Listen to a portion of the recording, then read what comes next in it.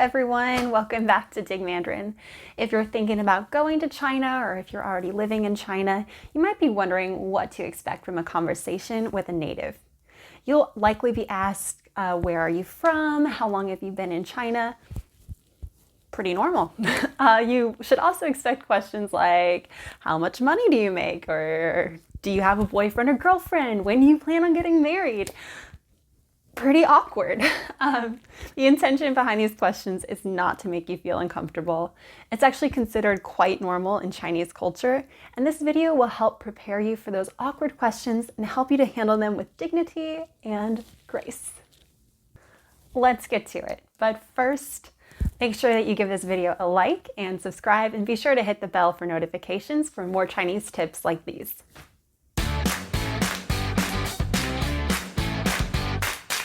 When studying Chinese, you may have noticed age is very important in Chinese culture and plays a role in how people address you. For this reason, you should expect to be asked about your age. For example, 你好. 哇，你会说中文？你叫什么名字？我叫 Emily. 你今年多少岁了？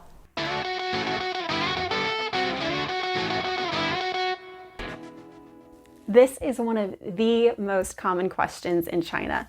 While some countries might consider it rude to ask someone's age, in China it's quite normal, and no one wants to offend you. A Chinese person will ask your age not out of curiosity, but because there is a deeper cultural meaning.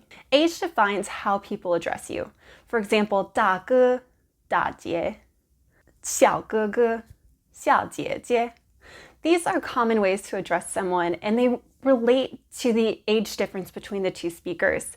Think of asking someone's age as asking how to properly address someone. It's a way of showing respect. 你多大了？你多少岁啊？你是几年出生的？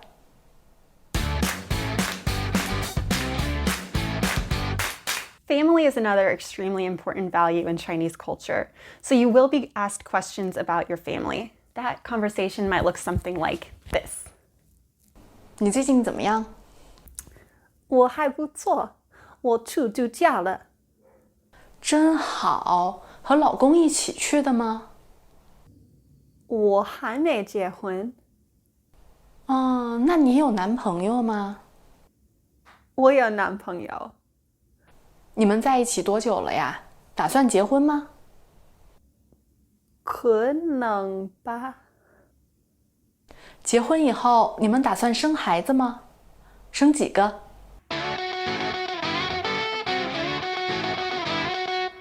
If you're single or have not yet discussed the idea of marriage and children with your significant other, this question might make you sweat a little.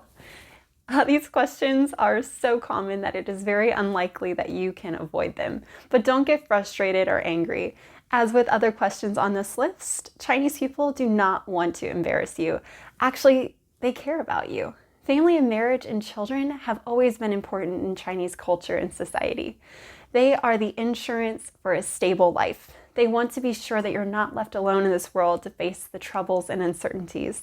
So by asking you these questions, or giving you advice about getting married sooner, Chinese people express their concern for you. They treat you as a friend, even if they just met you 5 minutes ago, and they worry about you and your future. 你有男朋友吗？你有女朋友吗？你结婚了吗？你有孩子吗？你怎么不要孩子？ 你打算生孩子吗？你还想再生一个吗？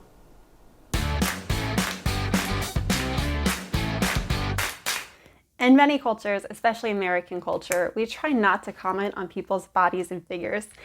In China, this is not considered rude or unusual, so be prepared to talk about your weight and your health. Emily, 好久不见。好久不见。 你怎么那么瘦？我瘦吗？真的？你现在多重啊？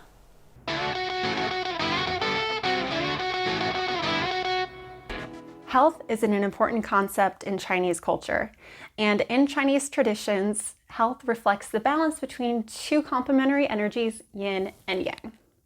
So, don't take these questions too personally. Chinese people are not trying to put down your body type. If someone says, "Oh my, you've gotten fat or thin," they are genuinely trying to say, "I care about you." They are not worried about your appearance or your willpower. If you feel uncomfortable, you're not alone. I certainly felt really uncomfortable with people questioning my very normal weight fluctuations. Chinese people commenting on your weight can also be taken as a compliment. They're saying, "You look balanced, you look healthy, you look good." You know your body better than anyone, so you should be able to distinguish if a Chinese person is genuinely concerned or complimenting your health. 你怎么那么瘦？你多重啊？你脸色怎么那么苍白？你身体怎么样？你身体还好吧？你最近胖了啊。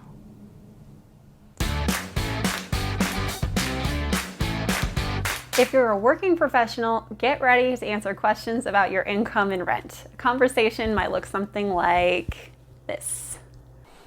你现在住在哪儿？我住在芝加哥。芝加哥很贵吧？你是租房还是买房？我租房。一个月房租多少钱啊？有一点贵。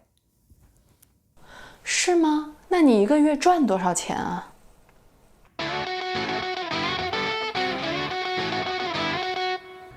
Almost every working professional will get some form of these questions. The wealth gap between the rich and poor in China makes many wonder what their place is in the income pyramid. Knowing how much money other people make gives you an idea of the average income across different spheres. So think of this kind of like a glass door salary check. Moreover, if your salary is lower than average, your Chinese friend might push you to ask for a raise. Even if you're a housewife or house husband not working, you can expect questions about your spouse's income, the rent, the debt on your house, and so on. Knowing the market price is important, and if Chinese people feel you or your family are being treated unfairly, they will give you advice and helpful information. 你一个月赚多少钱啊？你工资是多少？你一定赚得不少吧？ Well, I hope you've gained a better understanding of Chinese culture, and now that you know what to expect from conversing with natives, do not be taken aback by personal questions. This is just Chinese people being hospitable and being concerned about your well-being.